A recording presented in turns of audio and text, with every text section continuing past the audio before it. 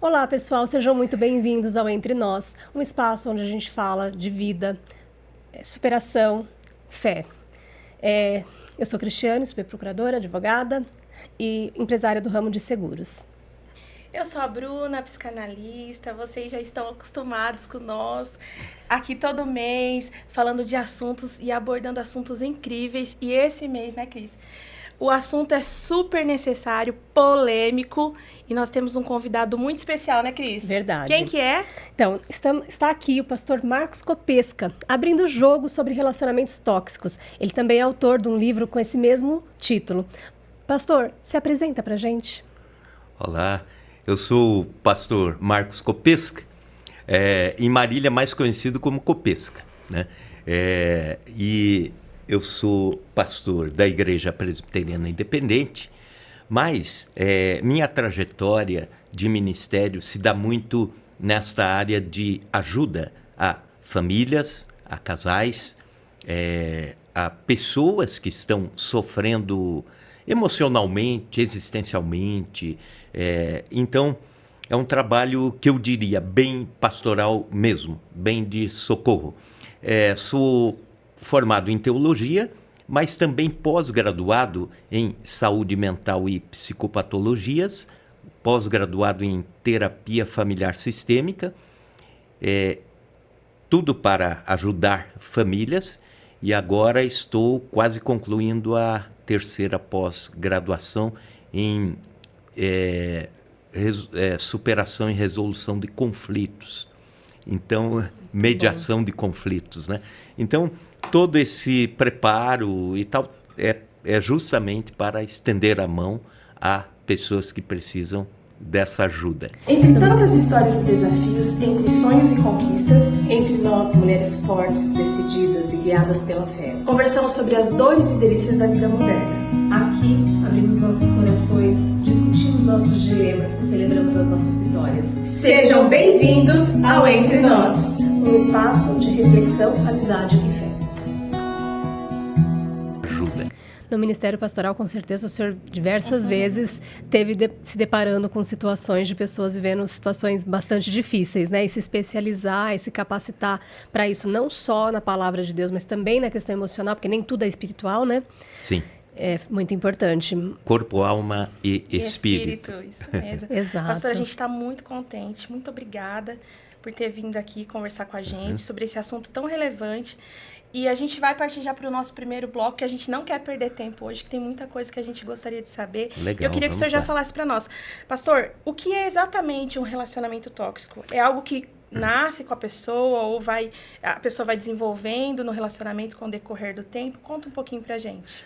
A gente costuma dizer que um relacionamento tóxico nasce com pessoa ou pessoas tóxicas. Então, pelo menos um no relacionamento está mal resolvido consigo mesmo, né? E aí é lógico que onde ele estiver, a relação fica tensa. A gente costuma dizer, de uma forma mais didática, que relacionamento tóxico é quando pensando todo o trabalho que eu tenho feito e vou direcionar, colocar o foco em namoro, noivado e casamento. Existem pessoas que, por algum motivo, são mal resolvidas em alguma área da vida. Isso não é uma crítica, né? Mas é um fato. Pessoas que não ajustaram o eu para um dia partir para o nós, né? Que é o namoro, o noivado, o casamento. Então, no relacionamento tóxico, ou um está se empoderando e o outro perdendo forças, perdendo incentivo de vida, autoestima, por fim, está diminuindo. Ou então, os dois estão sofrendo e se perdendo, e perdendo energia para continuarem juntos. Então, em ambas as situações, a gente chama isso de uma relação tóxica. Alguém está se adoentando ou então os dois estão se adoentando e, por vezes, com filhos no casal, todos estão se adoentando, pasme, até o cachorrinho, né? Existem estudos sobre isso, que até os animais notam que a família não está bem. Entendi. Pastor, um relacionamento tóxico e um relacionamento difícil tem diferença? Tem diferença. O relacionamento difícil tem muitas vezes a ver com ajustes, algo que pode ser feito, trabalhado e com disposição dos dois. Num relacionamento tóxico, por vezes, existe uma dificuldade muito grande de alguém reconhecer, principalmente o ofensor. O ofensor. A gente chama isso de o paciente identificado. A pessoa que está na pauta, né? no olho do furacão e a gente vê claramente essa pessoa é o problema. Ou tem as prerrogativas de estar intoxicando a relação. Então, há essa diferença. Por vezes, um agressor ou alguém que está envolvido com a violência, seja ela psicológica ou física, né? Violência, quando a gente chama de tortura psicológica, isso é dos sintomas de uma relação tóxica. A pessoa normalmente não reconhece. Começa por aí, né? A pessoa não reconhece que está produzindo um relacionamento destrutivo, destruindo a relação, destruindo o casamento, destruindo a família. O senhor acha que pessoas que já vieram de uma família totalmente desestruturada, que desenvolveram ansiedade, depressão, elas têm mais tendência a se relacionar com pessoas tóxicas? Ou de ser a pessoa tóxica? Ou de ser a pessoa tóxica, se envolver com talvez pessoas de personalidade narcisista? Tem. Vamos depois falar sobre isso. O vício de amar e repelir. Tem gente que traz consigo o vício de amar. Ele vai, estranhamente, ter a tendência de se relacionar com quem tem o vício de repelir. Existe até uma comparação assim muito esdrúxula, mas uma comparação que eu achei legal. Um palestrante diz assim, existe um cachorro e uma pulga com as antenas ligadas. A pulga procura o cachorro para sugar, né? E de repente ela encontra o cachorro, né? E começa a sugar. Só que dali um tempo ela descobre que é outra pulga, não é o cachorro. e parte para outra relação e depois outra, né? Está sempre com a antena ligada, procurando sugar alguém emocionalmente, até financeiramente. Sugar o viciado em repelir. Ele ama intensamente e conquista. E depois da conquista se afasta. Como se fosse suprir uma falta. Exatamente. No consultório a gente percebe, inclusive eu já ouvi várias pessoas também falando que mulheres que não tiveram a presença do pai na infância, geralmente buscam um relacionamento e acabam se envolvendo em relacionamento tóxico, porque é como se ela quisesse suprir aquela falta daquele pai que ela não teve. Sim. E isso é verídico, o senhor fala sobre isso no seu livro? Sim. Inclusive, tem um capítulo sobre efeitos transgeracionais. É a ideia do tóxico que produz mais tóxico para outra geração e depois para outra. Não que isso seja uma regra, né? Mas existem tendências. E quanto antes alguém descobre essas tendências, tanto antes vai salvar um futuro relacionamento. né? E a si mesmo, né? E a Porque si se mesmo. a pessoa consegue se identificar, se tratar, e quando ela for se envolver com alguém, ela vai se envolver com alguém que provavelmente não tem essas características, porque ela vai conseguir perceber Sim. que alguma coisa está fora do normal e ela vai ter um respeito aos limites dela própria para não permitir que isso seja feito com ela, né? Sim. Eu acredito que também quem se envolve em relacionamento tóxico acha muito normal esse excesso, talvez, de cuidado da do companheiro ou da companheira que tá ali aprisionando. Ai, não, essa roupa você não pode usar. Não, a gente não vai...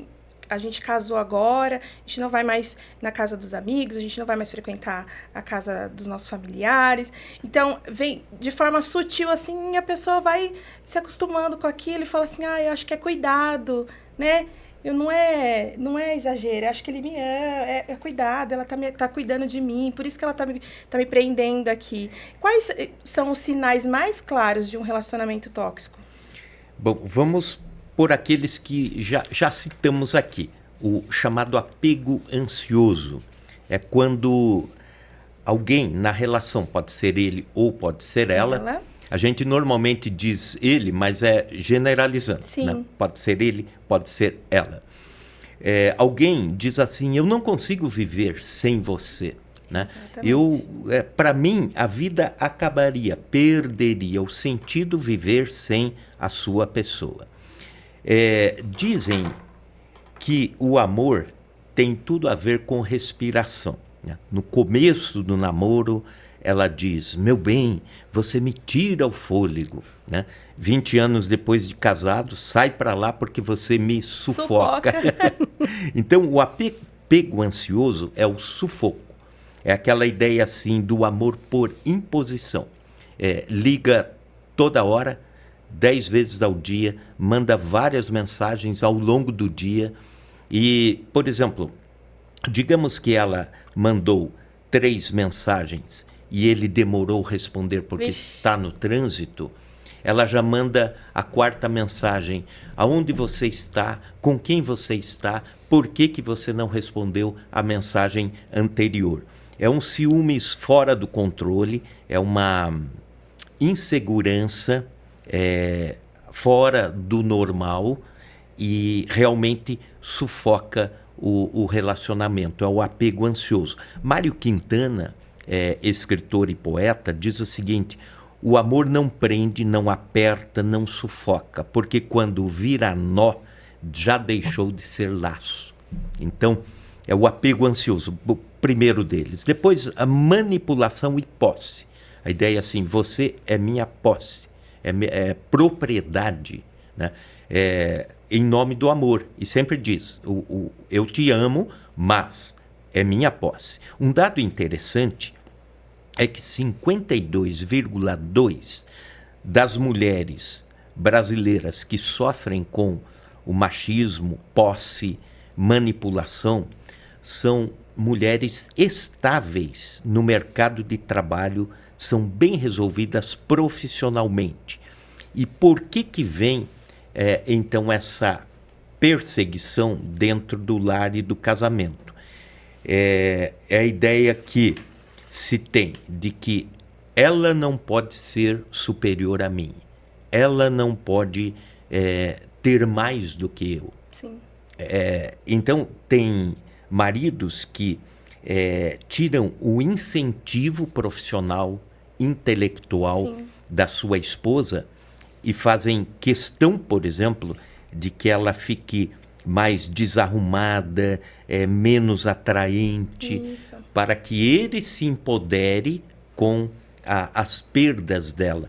Isso é extremamente tóxico, é um sintoma muito comum. O ciúme patológico é outro sintoma, aqueles traços de delírio, né?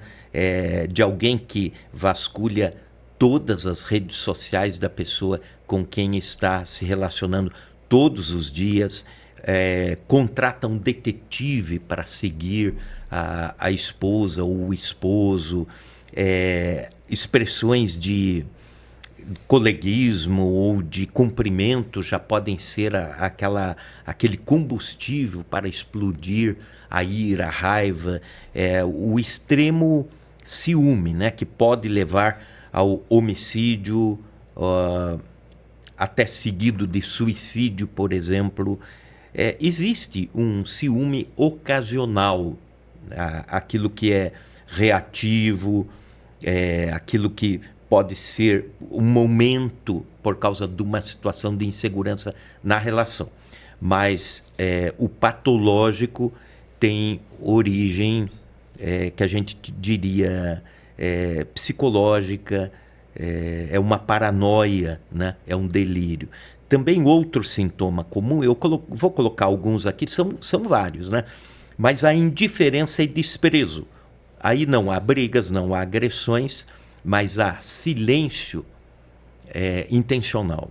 O silêncio intencional, as críticas nas horas cirúrgicas da relação, né? O que mais? As falas pessimistas.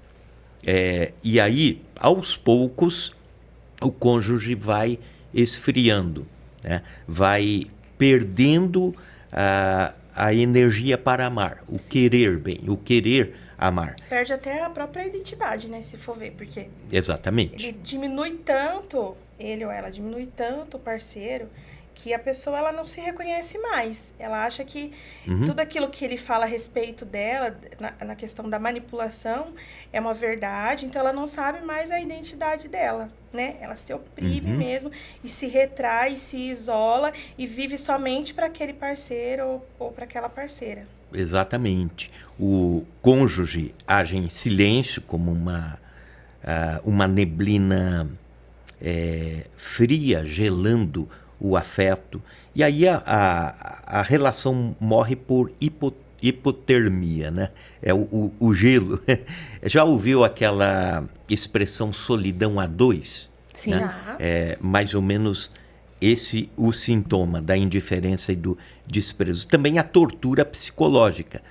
Por exemplo, ameaças de suicídio, que podem ter lógica ou não. Podem ser legítimas ou não, mas como instrumento de controle. Assim, se você me abandonar, eu faço uma besteira. Se você me abandonar, eu tiro a minha vida, né? É uma forma de manipular. Sim, de prender a pessoa ali, né? Prender, exatamente. Se eu fizer isso, a culpa é sua, você que está fazendo isso comigo. Sim, exatamente. Né? Falas que dão, tipo assim, que coloca a situação de como se o outro estivesse fazendo aquilo com ele, né? Se a culpa fosse... Se a culpa fosse dela ou dele que está Isso. provocando aquela situação. Eu sou agressiva sim, porque a culpa é sua. Porque se você não fizesse isso, eu não faria isso com você. Então, a culpa é sua. É Sim. aquela manipulação. Isso que eu queria perguntar para o senhor. Toda pessoa que se envolve num relacionamento tóxico, quando ela é agressora, entre aspas, ela tem esses perfis de aspecto narcisista? O senhor acha que toda pessoa que manipula, a pessoa tóxica, ela é narcisista? Porque são muito parecidos os sinais e sintomas assim do perfil da sim. pessoa. Não necessariamente, né? Mas o narcisismo, sim, ele se torna um palco perfeito para isso tudo que estamos estudando. E não só no casamento ou no namoro, mas o narcisista busca espaços de brilho, de estrelismo, às custas de alguém que vai saindo de cena ou ele vai tirando de cena. Sim. Então, quem casa com um narcisista ou uma narcisista pode se dar bem no relacionamento, desde que isso vá se, como que eu diria, vá se criando a funcionalidade. Mas é muito difícil, um narcisista numa relação. Então, a ideia de que em alto percentual de possibilidade a relação será tóxica. Sim. Mas não é uma regra, Por exemplo, um narcisista que casa com uma narcisista podem se dar bem. Pode se dar bem. Os dois, um promovendo o brilho do outro. Sim. Porque se ela tá brilhando porque ela tá comigo. E ela mesma tem Sim. essa mesma visão. Ele tá brilhando porque ele tá comigo. Existe uma regrinha na terapia familiar que a gente diz assim: não existe relação perfeita e não existe família perfeita. Existe funcional e disfuncional. Sim. Aquilo que é funcional para mim pode não ser para você, ou pode não ser para você, ou pode ser, né? Mas a gente coloca um imaginário do que é a família perfeita e depois a gente sofre com isso. A gente se culpa de não conseguir essa utopia, atingir essa utopia, e também começa a acusar outros. Isso é muito comum, por exemplo, no meio evangélico. Ó, seu casamento tá errado assim. Não é que tá errado, tá funcionando, legal, deu certo, então deixa funcionar. Uhum. Eu conheci uma família onde pai, mãe e filho eram os três narcisistas. Absolutamente. Meu Deus. Era uma contação de vantagem assim, uma competição entre os três, mas eles se davam bem assim. E se entendiam. E brigavam e se entendiam sozinhos. Então não adiantava alguém tentar trabalhar com isso. Era a funcionalidade deles. Então, respondendo a sua pergunta, pode dar certo, mas é difícil. Sim. Eu imagino que se, por exemplo, a esposa não fosse narcisista, ela seria sufocada. Seria consumida pelo esposo e talvez até pelo filho, né? Porque vira uma ferramenta. Pode tanto dar certo, como também pode virar uma tragédia, né? O senhor citou aqui casos de suicídio, de homicídio. E hoje são dados que crescem muito devido ao relacionamento tóxico, ciúmes doentio, né? Que a gente... todo dia, se a gente ligar o jornal, a gente vai assistir algum caso de feminicídio, né? Sim. Porque tem crescido muito. E são pessoas que, infelizmente, se relacionam com outras pessoas. Eu comentei isso essa semana com o pessoal da minha célula. Qual que é o erro? Principalmente no meio evangélico. Nós saímos lá do grupo das crianças, entramos lá no grupo dos adolescentes, depois dos jovens, e o que a gente pensa? Eu já tenho que namorar e eu tenho que casar. Pelo menos na minha época, na minha geração, era isso. A igreja ela não ensinava o jovem a ser um jovem que vai investir nos estudos, vai trabalhar, vai se estabilizar financeiramente, vai orar, ver se é isso mesmo. Então, os cristãos, os jovens naquela época, eu não sei se acontece ainda hoje, se envolviam com não é que qualquer pessoa, com assim, a primeira pessoa que namorava, e aí como não podia ficar namorando muito tempo, já casava, e aí que ia descobrir os traumas que aquela pessoa vinha carregando, e aí ela também já tinha traumas, porque né, a psicanálise fala que a gente vem carregando as coisas desde a infância, bagagem. A gente chega com uma bagagem. Então, eu chego com uma bagagem, o companheiro chega com outra bagagem, e aí é onde vira um alvoroço, né? Muitos... E aí, o que acontece?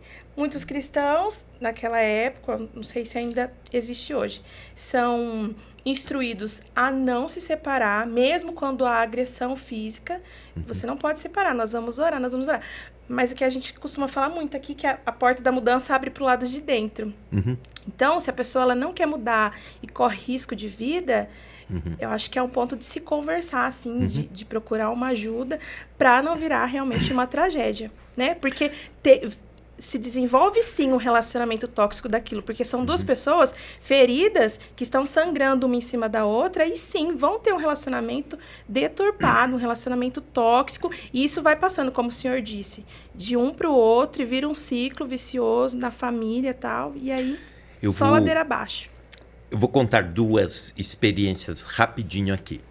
Uma delas, né, também ligado a isso que você disse, né, e também aos sintomas, né? As explosões de raiva. Uma situação. Casal, olhando assim, parecia normal e parecia que se amavam, se davam bem, conversavam, iam juntos para a igreja, voltavam juntos, os filhos sendo criados na igreja, normal.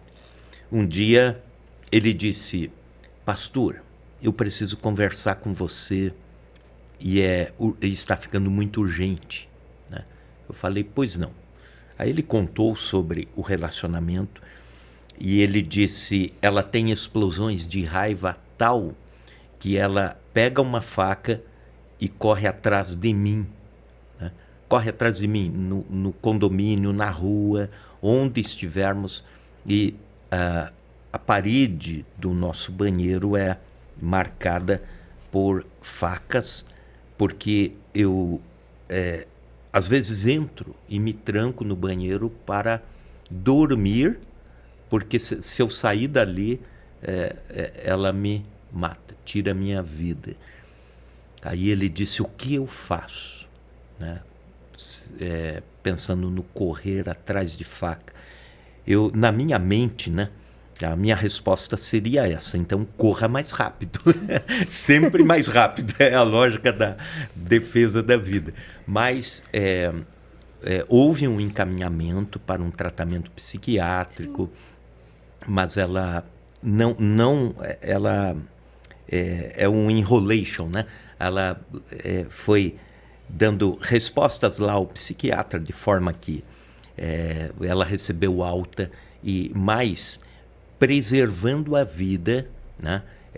O relacionamento e o casamento se desfez. Legitimamente, alguém corria risco de vida. Uma outra situação de um empresário também, não conhecíamos a relação, não sabíamos, era tudo muito bem apresentado à sociedade, né? Ela era da igreja, ele não, os filhos sendo criados na igreja e tal, criancinhas pequenas, e um dia ela disse: ele sempre foi ciumento, mas foi piorando, e agora ele tranca o quarto à noite, guarda a chave no bolso do pijama e dorme com o revólver carregado debaixo do travesseiro. E como é que essa mulher dorme à noite, né? Sim, e durante a noite, às vezes ele me soca, bate em mim. É um ciúme fora do controle. O que eu faço?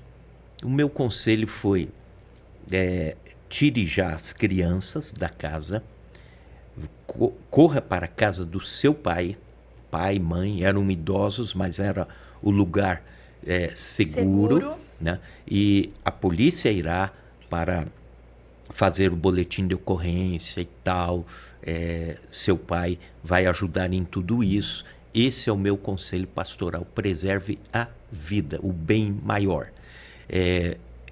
E outra situação que me vem à mente é de um pastor que a qualquer preço ele dizia que o casamento tinha que continuar, mesmo ela sendo ameaçada de morte. Estava sendo ameaçada. Não, continua, mas ele vai me matar. Continua no casamento. E só o pastor sabia. Ninguém mais sabia desse dilema que ela estava enfrentando. E dali um tempo, ele cumpriu a promessa, matou a esposa. E eu imagino como ficou a consciência deste pastor. Um sentimento de culpa, né? Tem algo que é importante falar, que está ligado a essa toxicidade, que é a chamada fisiologia, como isso funciona no corpo da pessoa ou do casal.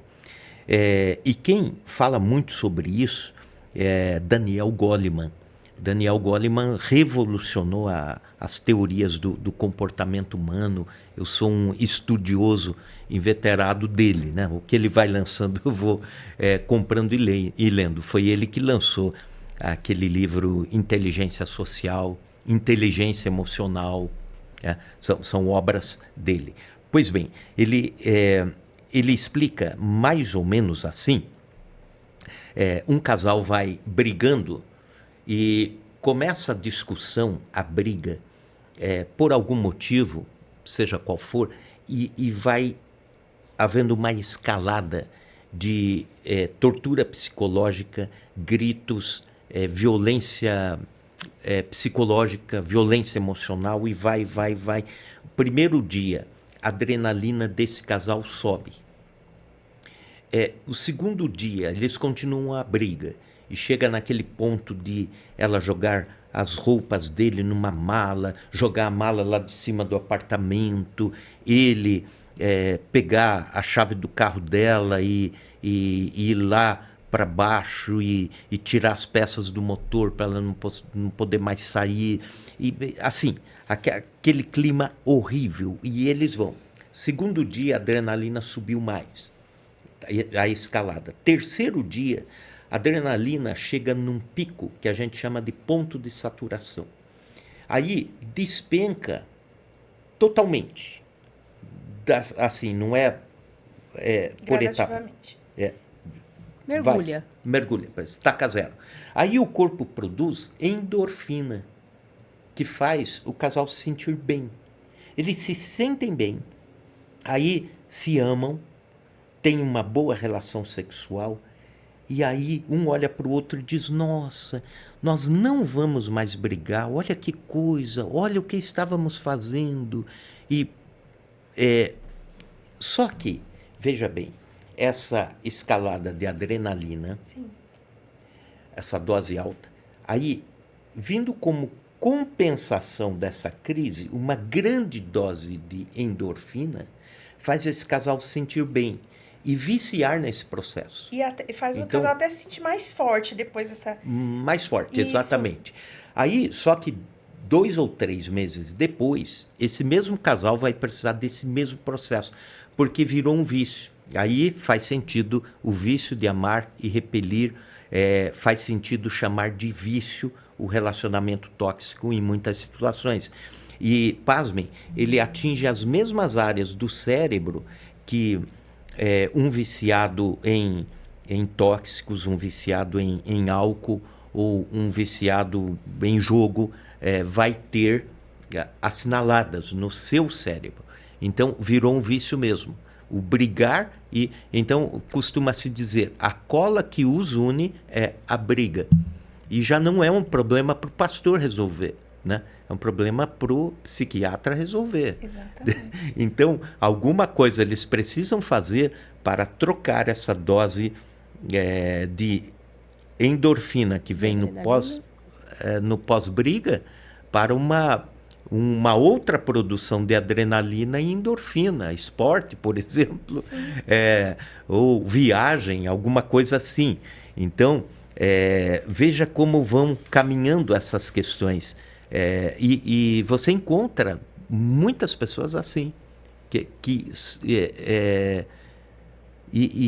Por exemplo, uma situação, atendi um casal às 3 horas da manhã. Eles pediram socorro, corri lá, meio sonolento e tal, e eles brigaram, feito 2 metralhadoras, assim, disparando o tempo todo, gritando.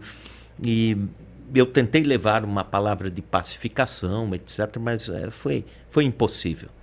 Eu saí de lá, assim, pensando onde eu falhei, né? Eu gostaria de chegar aqui, ter orado, ter conversado, ter aconselhado, ministrado e tal. Aí eu fiquei pensando, é sexta-feira, então eles se separam no sábado, tá insustentável. Domingo eu prego no culto, etc. e tal, mas na segunda-feira eu já falo com ele para ver como está a situação.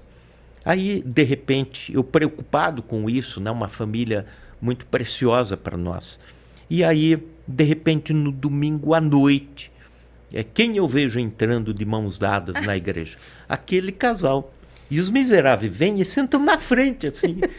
O senhor perdendo o sono e o casal não estava direito e o senhor nem sabia. Aí, é lógico, terminou o culto, eu perguntei, e aí, como é que está aquela situação, aquele problema e tal? Não, ó, tá tudo bem, a gente tá bem, ó, estamos 100%. Então, naquela época eu não entendia nada disso, né? Fiquei com um ponto de interrogação enorme na cabeça. Se fosse hoje, eu simplesmente diria, ó, é a cola que une vocês. Então, dê um jeito de retrabalhar tudo isso para que não esse vício seja rompido ou substituído. Normalmente, a gente ou oferece ruptura para o vício, mas como já eram casados, né, essa ideia de fazer alguma coisa que gere adrenalina e endorfina. Isso não seria, nesse caso, provavelmente não era uma pessoa que tinha uma... já era tóxico. Às vezes, alguma situação do relacionamento e viver essa experiência de viver esse pico de adrenalina e depois essa endorfina, e isso tornar emocionante a relação e isso ir evoluindo até que se tornar uma relação tóxica por conta disso. Exatamente. E olhe bem, é exatamente isso. Se esse casal se separar, e, por exemplo, ela dizer assim, olha, agora eu não quero alguém mais que seja parecido com ele. Ela vai dar voltas e vai cair no ninho de outro tóxico. Por causa das informações que ficam no subconsciente, no próprio sistema que fez ela sofrer com a relação tóxica. Repete os padrões, né? Repete os padrões. Uma coisa interessante que o senhor falou, que graças a Deus aconteceu com o senhor, acredito que acontece também com outros pastores, é do casal chegar até o pastor, conseguir ter esse acesso de chegar até o pastor e expor a situação. Porque no consultório aparecem muitas mulheres que não conseguem chegar até o pastor por conta do companheiro que fala assim, não, da nossa vida ninguém precisa ficar sabendo. A gente resolve aqui mesmo. E aí ela acaba expondo isso na terapia. Então, que bom que as pessoas conseguem chegar num líder religioso, numa pessoa, né, que vai poder estar acompanhando, aconselhando. Porque senão isso vira um caminho sem volta. Porque o senhor pode perceber, os casais que brigam, que têm esses relacionamentos tóxicos, eles chegam perto das pessoas, dos parentes, e parece que é o casal maravilha, o casal top, casal... Sim. Ninguém imagina o que pode estar acontecendo em casa, ninguém imagina o quanto aquela mulher ou aquele homem pode estar sofrendo com aquele ciúme doentio, que nem o senhor comentou o caso do rapaz que se escondia no banheiro porque a mulher... Olhando eles antes, o senhor não imaginava, olhando aquela mulher, que ela saía com faca atrás daquele homem. Jamais e com imaginava. os filhos. Então, a gente não imagina, a gente olha para as pessoas e não imagina o que acontece dentro da casa delas, né? Sim. E existe uma situação que a gente costuma alertar quem sai de uma relação tóxica a se curar. Sim. Tanto com aconselhamento pastoral, como também terapia, se necessário. Exatamente. Né? Nós, pastores, não somos contrários à ciência. Pelo contrário, achamos muito importante indicar pessoas que precisam de um determinado cuidado mental ou emocional aos profissionais daquela área, para que essa pessoa consiga se resolver a ponto de não entrar em outra relação tóxica, dado o fato de ter já esse modelo ou até esse vício, né? O vício de amar ou de repelir. Isso. A gente orienta isso também no consultório, porque ela sai de um relacionamento tóxico, onde ela foi totalmente machucada, ela tá sangrando por dentro. E se ela já entra em outro relacionamento, foi como o senhor falou, ela repete os padrões. Então, ela precisa desse tempo para se curar, se renovar, entender a questão do autoconhecimento, do amor próprio, se sentir segura para entrar num outro relacionamento, se quiser entrar também no outro relacionamento. Né? Se firmar primeiro, para depois tentar se relacionar com alguém, para exatamente não acontecer isso, repetir o ciclo e se ferir novamente, e aí entrar num buraco sem fim. E ficar num ciclo bem vicioso, né? E eu acho que o maior problema é que nessas relações, geralmente vão haver filhos e esses filhos vão aprender a se relacionar com o exemplo que elas têm em casa, né? Sim. E vão carregar isso para a vida e normalizar, porque eu acho que assim, se eu tô acostumado a ver uma vida que no relacionamento há desrespeito, quando eu for me relacionar com alguém, muito provavelmente eu posso fazer o desrespeito ou receber desrespeito e achar aquilo normal. E entender que relacionamento tá vinculado a esse tipo de tratamento, né? Às vezes eu até nunca tive uma experiência, mas eu não vou achar estranho quando eu começar a me relacionar e a pessoa fizer isso comigo, porque minha mãe vivia isso, meu pai vivia isso, eu vou achar que aquilo é que é o único jeito de se relacionar. É o que a gente chama de efeitos transgeracionais. Os filhos inseguros, né? Porque tem esse modelo, e a repetição dos padrões. Eles viram isso, né? E principalmente entre 0 a 8 anos de idade, a mente da criança é uma tábua rasa. Tudo que colocar ali tem um efeito enorme para a vida. Para moldar, né? Para moldar. Então, se aquilo que ela está observando em casa, ela está captando, é natural que isso vá se reproduzir depois na vida dela como esposa ou como esposo. E muita gente acha que, às vezes, aquele comportamento é genético, né?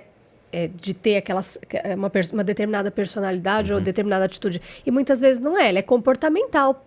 De assistir aquilo e ir normalizando até que aquilo passa a ser a sua forma de agir, né?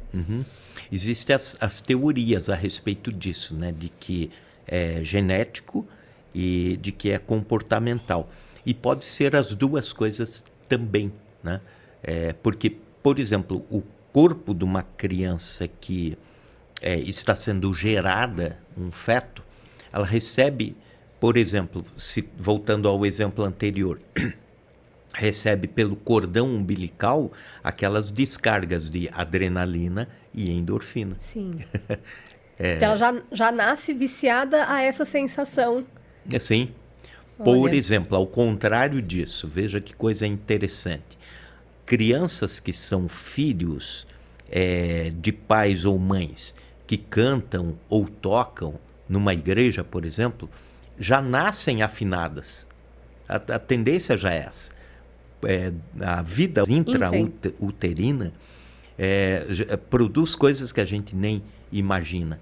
Por causa a criança já ouve, já sente, já recebe informações. Imagine depois que nasce, então. Pastor, assim, toda relação tóxica vai terminar em divórcio ou entende que há possibilidade de recuperação de uma relação que está tóxica? E o senhor já recebeu também algum casal no seu escritório, na sua sala pastoral, que tinha relacionamento tóxico e conseguiu transformar o casamento através da palavra, através de oração, de mudança de comportamento, de acompanhamento talvez psicológico? Sim, sim. Glória a Deus por isso. Sim. E a gente fica feliz quando isso acontece, porque, na verdade, essa é uma obra de Deus na vida de quem abre o coração para ser trabalhado por Deus. Deus não ele não invade ou manipula arbitrariamente quem se nega. Por exemplo, existem situações onde a esposa quer solução, o esposo não quer. Existem situações onde, ao contrário, ele pede socorro, ela não. E existem situações onde os dois pedem socorro. Alguns efeitos podem ser trabalhados no relacionamento. É aquilo que a Cristiane perguntou. E se forem trabalhados, não necessariamente chegarão na ruptura, né? Por exemplo, assim, efeitos de um relacionamento tóxico. Se o casal, ou se ambos, ou ele que é tóxico, ou é ela que é tóxica, entender, preciso de tratamento para cuidar do outro, né? porque os efeitos são normalmente esse, né? Perda de autoestima, o casal dizer, não sabemos mais quem somos, né? Nos perdemos no meio da relação. Perdemos a vontade de ser alguém ou sermos nós, ao invés do eu. Então, perda da autoestima, esvaziamento, onde um começa a prosperar intelectualmente, financeiramente, o outro critica. Por exemplo, ela vem de origem rica, nobre, com uma herança muito alta e começa a brigar, discutir e sempre joga isso. Olha, você está pendurado em mim, você é o golpe do baú e tal. É lógico que ele vai começar a perder, o esvaziamento, a ansiedade, a falta de horizonte, dizer assim, será que vamos nos separar ou não? Como será daqui 1 ano? Como será daqui 2 meses? Vai faltar dinheiro? Que vontade eu tinha de sair daqui, mas não posso porque tenho dependência financeira desse casamento. Os filhos, né? De que forma os filhos vão encarar? Então isso gera uma ansiedade e às vezes essa ansiedade sempre leva a estaca zero, dizer, olha, eu não posso sair da relação agora. E aí o que é o tóxico se aproveita. Sim. E diz, viu, você depende de mim. Né? A depressão também é outro sintoma. E olha que coisa interessante, sintoma não, efeito. Doenças cardiovasculares. A Universidade de Yale, Estados Unidos da América, chegou à conclusão de que casamentos com altos níveis de toxicidade são parte do grupo de risco de doenças cardiovasculares. Eu acredito. E a OMS, Organização Mundial da Saúde, já trabalha nessa direção, fazendo pesquisas e estudos, e chegaram à seguinte conclusão, de que homens que vivem num relacionamento tóxico e sofrem pressões no casamento, inclusive pressões da esposa, entre 35 e 45 anos de idade, são mais propensos a infartarem, né? Ou terem doenças dessa natureza. A baixa porque a pessoa imunidade. Fica o tempo todo vivendo num estado de alerta, né? Uhum. O corpo está sempre produzindo substâncias ali, e isso vai prejudicar mesmo o organismo, né? Vai desenvolver não só doença cardíaca, eu imagino que muitas outras doenças são desencadeadas, porque você nunca está relaxado quando você vive dentro de uma relação doente. Também, nesses estudos, se chega à conclusão de que o casal que está vivendo essa relação, ou então o que é a vítima na relação tóxica, tem baixa imunidade. Então, por causa dessa situação, um momento está alegre, outro momento está triste. Um momento é um pico de euforia, outro momento é um pico de tristeza, um momento é um pico de raiva, outro momento é um pico de amor. O corpo não aguenta esse descontrole. Dá uma exaustão, né? Emocional, dá uma exaustão. E aí a imunidade sofre com isso. Você, por exemplo, encontra pessoas indo constantemente ao consultório médico, e já aconteceu isso, de o médico dizer assim, clinicamente você não tem nada. Então eu vou fazer algumas perguntas aqui. Depende da resposta que você der, eu posso te encaminhar para alguém que pode te ajudar. E é interessante, alguns médicos encaminham o paciente para o pastor, dizendo, pastor, isso aqui não é um caso para mim, é para o senhor, tá? Topo e tal. E faz aquelas perguntas, como você está no trabalho, como está o teu nível de contentamento, está sofrendo algum tipo de pressão psicológica e tal. E porque os sintomas dessas, a gente chama de doenças psicossomáticas, elas nascem na alma e só refletem no corpo. O corpo é apenas um reflexo. Se não curar a alma, nunca vai curar o corpo. Então, aí de repente a pessoa começa a melhorar na autoestima, receber aconselhamento pastoral, o casamento começa a ir bem e tal, e sara.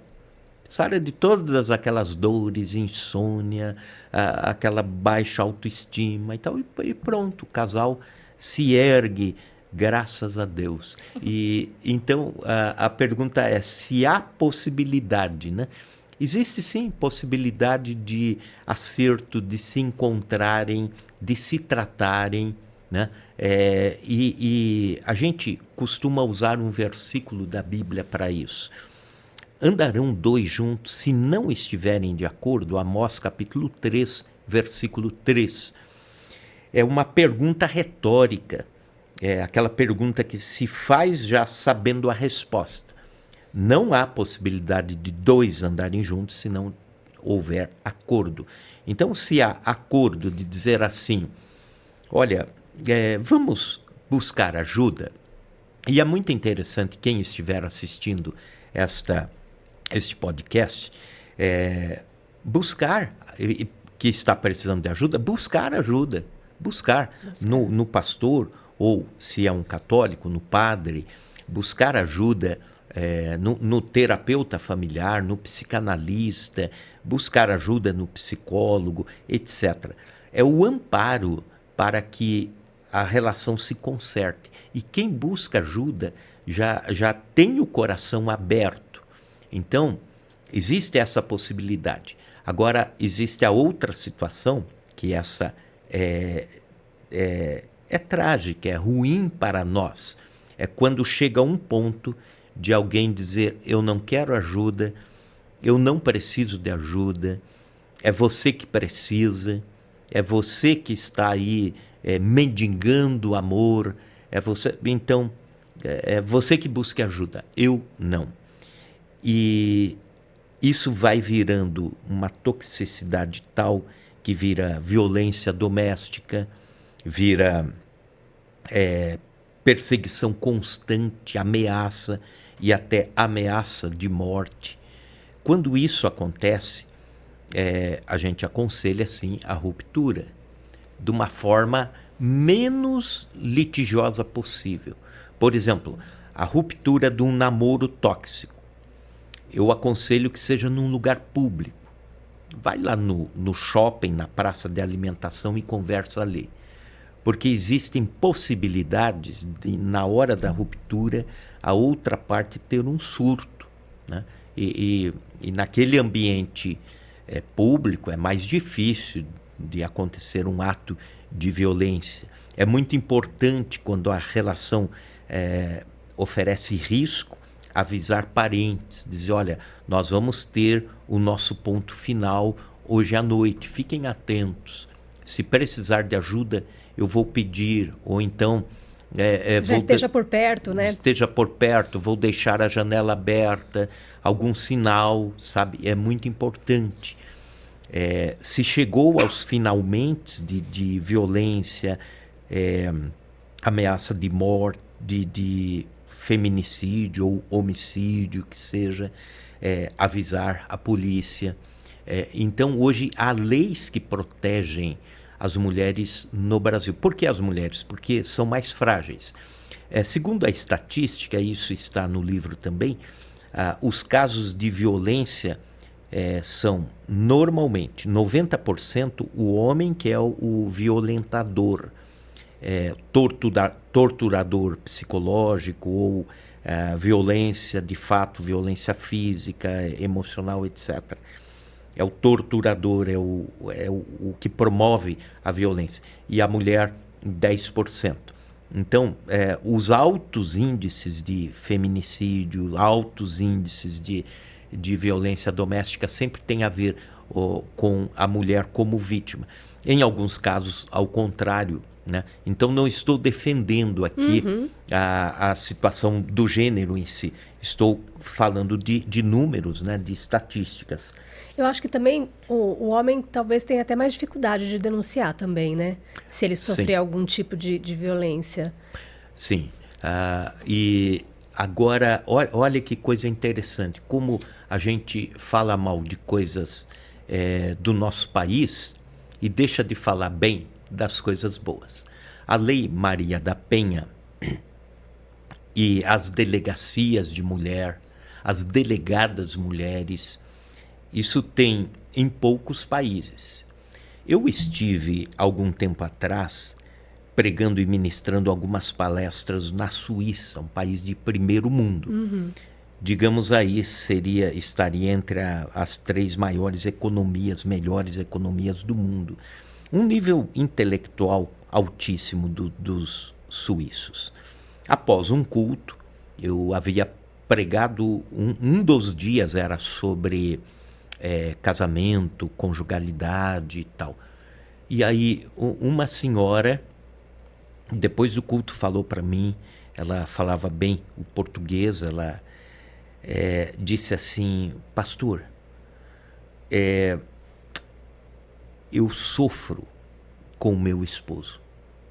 O marido dela não era evangélico, não era da igreja, e ela abriu o coração, pediu oração. Ela disse, ele chega a me agredir fisicamente. E eu perguntei isso. A senhora já foi algum dia na polícia e tal? Ela disse: aqui não adianta. Se eu for lá, o delegado vai dizer: esse é um problema familiar de vocês. Resolvam lá. Não existe uma proteção tal qual existe no nosso país. Então, comparando um país de primeiro mundo e um país de terceiro mundo em desenvolvimento, que é o Brasil.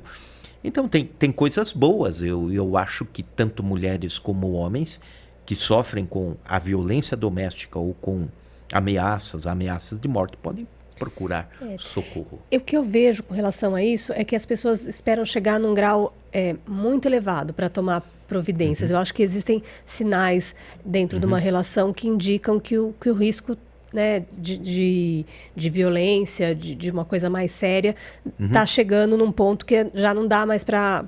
E aí as pessoas esperam avançar muito. Sim. Né? E nesse caso, a Lei da Maria da Penha, ela protege, mas eu acho que não é necessário chegar num patamar de ter que pedir uma medida protetiva para tomar uma atitude, né?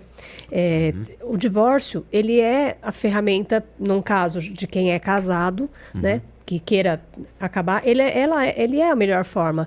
E tentando que seja, como o pastor falou, da melhor maneira possível para não chegar a ser um litigioso. Porque quanto menos traumático for, também menor possibilidade de que chegue numa via de fato de uma perseguição, de um feminicídio ou até de um homicídio, né, no caso da mulher contra o homem.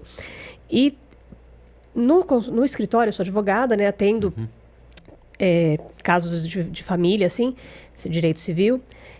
O que mais acontece é das pessoas esperarem chegar num extremo para buscar uma ajuda de qualquer tipo, até mesmo uma psicológica, pastoral. E quando chega num patamar de procurar o escritório para fazer o divórcio, as coisas já estão tão abaladas que às vezes você não consegue nem o diálogo. Mesmo através de outro advogado, você não consegue nem o diálogo. Aí vira um divórcio litigioso que massacra ambos, massacra os filhos, né? Todos sofrem. E um escritório que tenha, assim, maior capacidade de acolhimento, de resolução de conflitos, com um preparo maior para acolher e para fazer essa interação, às vezes, entre o casal e tentar trazer para uma razão, para esse momento que já é difícil. Ele vai ser difícil, independente de não ser um relacionamento tóxico, ele vai ser difícil. As pessoas já estão muito feridas quando elas vão encerrar um casamento, né? E aí, esse momento desse diálogo, de buscar um intermédio, né? Porque o escritório é isso, ele é um intermediário para fazer esse momento de diálogo entre as partes, para tentar chegar no melhor possível, principalmente havendo filhos, porque muitas vezes as pessoas, elas estão num relacionamento tóxico, não num patamar de ser uma pessoa que oferece risco à vida, mas o fato de permanecer nessa relação, se não há meios de tentar achar uma solução, as crianças que estão vivendo ali sob aquele teto, elas estão em risco, porque elas estão construindo a personalidade delas com base naquela relação que elas estão vivendo, que elas estão assistindo. Então esse é e tornar esse divórcio um momento tranquilo, com acolhimento, tentando trazer os pais para a razão, de olhar para o que é melhor para as crianças, para a proteção dos direitos da criança. Aí a gente vê discussão por pensão, a gente vê discussão por guarda, a gente vê pessoas que dificultam o relacionamento entre pais e filhos para atingir o cônjuge. Na verdade, ela está causando uma lesão enorme nos filhos para o futuro. Sim. Então, ter um acolhimento de um profissional que vai ter esse olhar de saber que aquele momento que as pessoas estão feridas e estão se atacando, aquilo vai reverberar, às vezes, na vida adulta do filho, que você vai ter que lidar com aquilo depois, de novo, só que na personalidade, na vida dos seus filhos. Então, essa orientação a gente sempre procura, nesse momento, dar esse acolhimento e tentar tornar tudo da forma mais tranquila. E às vezes você vê nitidamente que um dos dois quer sangue. Sim. Né? Quanto antes se resolver, melhor. E quanto antes tratar, não pensando em divórcio, mas pensando em reconduzir o casamento para a saúde. Essa é sempre a primeira opção, né? É a primeira opção. É sempre a primeira opção. Por exemplo, você nunca verá um pastor ou um padre aconselhando, um rabino que seja, aconselhando um casal ao divórcio de forma arbitrária, fútil. Não. Tenta-se de todas as formas a saúde emocional, a funcionalidade deste casal, dessa família. Então, a ruptura vem como conselho quando realmente há perigo de vida. Ou então, se continuar na relação, tem uns que de repente não vão morrer de violência, mas vão morrendo aos poucos, morrendo mesmo. Morrendo, a saúde, de depressão, debilitando. De angústia, de insegurança, de ameaça, e isso vai tirando a vida de uma forma que perde-se o sabor de viver numa relação tóxica. No escritório, recentemente, um casal estava separando e na audiência de conciliação para tratar da situação do divórcio, um dos dois manifestou que, não estava muito certo. Puxa. A gente já, na audiência, interrompe-se a audiência, o conciliador, não quer terminar, depois se for o caso, eles casam. Não. A prioridade é a família. Sim. Se existe a possibilidade deles reconciliarem, então nós vamos interromper e vamos reagendar essa audiência para um outro momento, para que eles tenham a oportunidade de se entender, conversar e ter certeza do passo que eles estão tomando. Porque isso é muito sério, né? Existe a família é uma criação de Deus, né? Não é uma coisa dos homens. E a gente entende que é muito importante mesmo. Há um postulado bíblico que diz: aquilo que Deus uniu, não separe o homem. Agora, existe uma situação assim, isso também é estatístico, quando um casamento se desfaz, uma ruptura, aproximadamente 52 pessoas são atingidas com tristeza, depressão, tristeza, frustração, desilusão, filhos que vão levar o padrão. Um menininho de 4 anos de idade abriu o vidro do carro e eu estava na rua, na calçada, e um menininho me identificou e gritou: pastor. Eu falei: pois não, que legal te ver aqui e tal. Aí ele falou assim: deixa eu te contar uma coisa. Meu pai colocou a faca assim no pescoço da minha mãe. Meu Deus. 4 anos. E eu fiquei olhando a cena, eu fiquei assim, parado, estático, né? Eu pensei que era invenção do imaginário de uma criança. A mãe dele estava no carro, no volante. A mãe dele olhou para mim assim, quase chorando, e fez assim. Que sofrimento. Eu sabia, era verdade. Que coisa terrível, né? Não era um casal da igreja, né? Assim, mas era conhecido. E o pastor vai sendo conhecido na cidade e tal. Então, mas ouvir isso de uma criança, e ela encenar ainda, né? Ela colocou o dedinho assim no lugar e falou. Então, são cenas. Então, tudo isso é que me levou a pensar e pesquisar esse assunto. Então, são 8 anos já pesquisando assim, com foco, né? A estrutura familiar e tal, casamento, namoro, mas com foco na questão da toxicidade.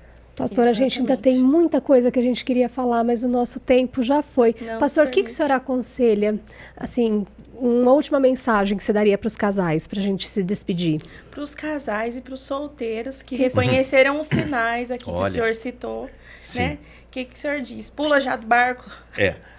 Então, para os solteiros, começando, para os solteiros, avaliem muito bem o tipo de relação em que podem entrar ou estão pensando em entrar. Por exemplo, um caso hipotético. Ela está apaixonada por ele e nota que ele fica bravo e irado constantemente. Mas diz assim, quando casar, melhora. Ou então, ele bebe exageradamente nos finais de semana, mas é um bom trabalhador. Ela diz, quando casar, melhora. Às vezes, ele briga demais com a mãe dele e tem uma certa proximidade do pai, cumplicidade e tal, mas diz assim, quando casar, melhora isso. Não melhora. A notícia não é boa. Piora. Quando casar, piora. A menos que Deus faça uma obra nisso. Então, fuja do relacionamento tóxico. Para os casais, né? Seja ele ou ela, que estão pensando em namorar, coloquem isso no radar. Se já são namorados e estão vivendo a relação tóxica, aconselhei um casal numa determinada ocasião que eles já tinham rompido e voltado 9 vezes. Então, com ciúmes doentios, brigas, discussões, que casamento pode sair disso, né? Então, o conselho é, se separe imediatamente. E como se separar? Não é aos poucos, é rompendo mesmo. Não é aquela ideia assim, eu vou ainda continuar amigo, olha, ainda podemos conversar. Não, é ruptura mesmo na relação tóxica. Dizer, olha, vai sofrer? Vai, né?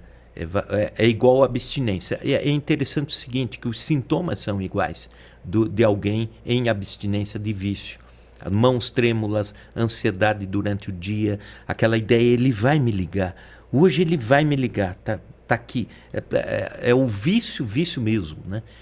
Insônia, alto nível de ansiedade por causa da situação. Mas sofrer isso de uma vez só, para se livrar do que ficar sofrendo a vida inteira depois.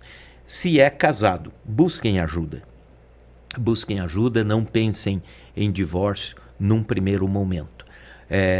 Existem muitos textos bíblicos que nos vêm à mente sobre a raiva, sobre o domínio próprio, sobre as crises de ciúme, sobre o autocontrole e, com certeza, uma ajuda espiritual, bíblica, pastoral fará toda a diferença.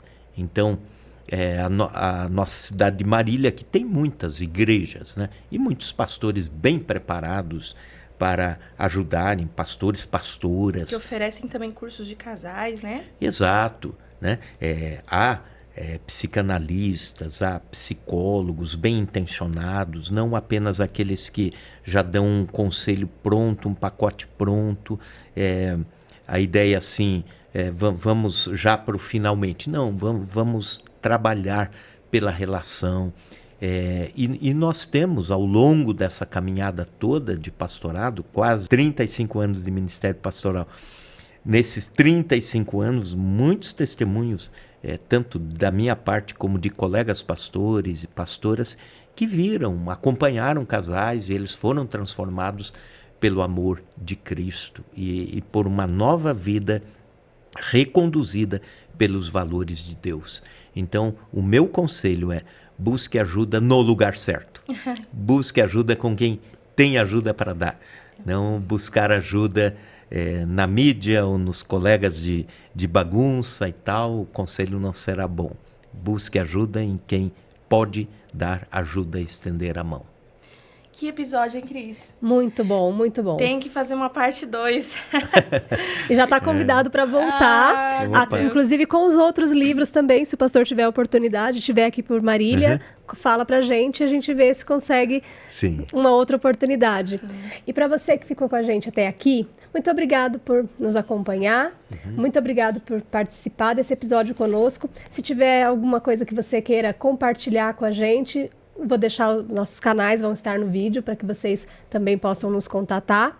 E que possa também, se conhecer alguém que está vivendo uma situação dessa, ou que está saindo de uma relação desse tipo e que precisa se curar, se cuidar, ou alguém que precisa fazer esse passo, né, que não tem mais como seguir, precisa de amparo, também nós estamos aqui para isso.